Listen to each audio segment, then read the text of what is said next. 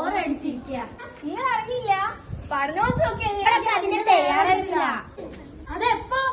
April 27-ന്. പാപ്പാടെ ബിസില് എന്തായാലും block തല പഠനോത്സവം മറക്കല്ലേ നിങ്ങൾ.